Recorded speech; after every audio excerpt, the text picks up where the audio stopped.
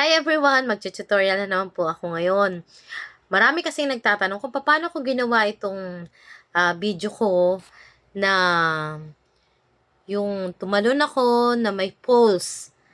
Pero wala naman pala. Siyempre, may daya effect at saka inedit po natin yan sa CapCut.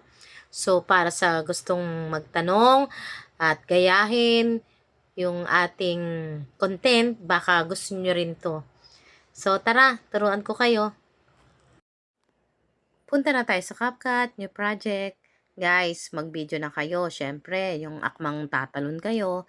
Tapos, ito na po yung aking binidyo nung nakaraan. So, ipapakita ko po sa inyo. At saka, meron akong falls na nakuha sa isang platform din o kaya sa YouTube. Maghanap-hanap na lang po kayo para po meron kayong mas magandang view kaysa dun sa ginawa ko. Guys, makikita nyo yung unang clip, yung false na kinuha ko. Tapos, itong pangalawang clip, yan po. Ang gagawin po natin, i-highlight po natin yan. Hanapin po natin ang overlay. Then, i-drag po natin hanggang doon sa dulo, sa unahan. Ayan, guys. Guys, kung mapapansin nyo yung video natin, ang false pakanan. So, dapat, ang pwesto mo rin is pakanan. So, ang gagawin natin, para maging kanan din po, hanapin po natin sa tool sa ibaba yung transform. Tapos, pindutin po natin si mirror. So, yan. I-click po natin yan. Yan. Nakita nyo naman na naging kumabila po ang aking pwesto. Yan. So, naging ano na sila, compatible na sila. Ang baksak nila is parehong pakanan. Wow! Guys, dapat ang umpisa po ng ating video is yung naglalakad po kayo doon sa hollow block. So, yan yung nasa unahan. Kinat ko na po at dinilit ko. Kasi kailangan, yan po ang mauna. Yung naglalakad po tayo sa taas. So, yan. Ang gagawin ko naman po is kailangan nating i-highlight yung nasa ibaba. Then, pindutin si arrow. Hanapin po natin yung remove BG. Pindutin natin si custom removal. Then, pindutin natin si brush. So, guys, lahat ng lalagyan natin ng pula, maisasama po natin yan sa video. So, yan. Lagyan po natin ng pula lahat. Yung gusto nating isama, lalo na po yung tao. So, yan. Kahit hindi naman po perfect, guys, basta yung tao nandoon, hindi na po masyadong halata yan. Ayan, guys, okay na po. Nalagyan na po ng red. So, ayan. Nakita niyo naman, guys, oh. Lumabas na po yung false. At saka, ito po, kasama ako. Nandyan na po sa ating video.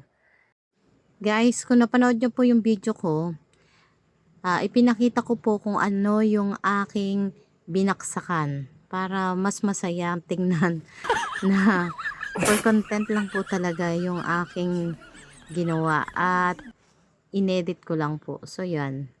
I-adjust nyo lang po yan, guys, ng katulad ng ginawa ko. In-adjust ko, medyo pagtalon ko, nandun pa rin si pulse. So, kinat ko yung area na dapat para hindi na siya makita yung false pagbaba ko. So, yan. Kinat ko po yung nasa taas. Yan, hinighlight ko, tapos dinilit ko po. Then, yung sa baba naman po, itim naman po ang nangyari. So, adjust lang po natin yan ng kaunti para pagbaksak natin, timing na ang makikita na dyan is yung tunay na tinalunan ko talaga.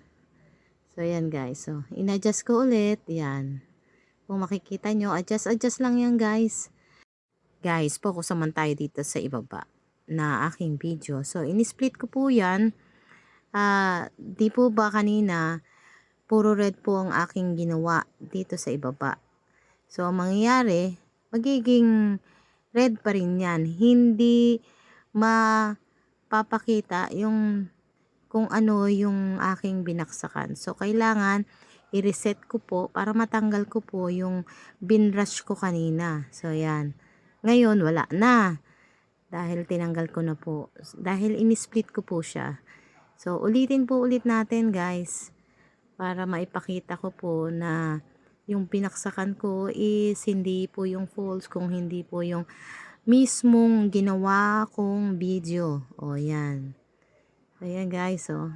Adjust lang po yan. Hanggang sa ma-perfect po natin. Yes guys, kung okay na po sa inyo yung inyong video, i-export na natin yan. For more videos and tutorials, follow for more. Please share kung nagustuhan.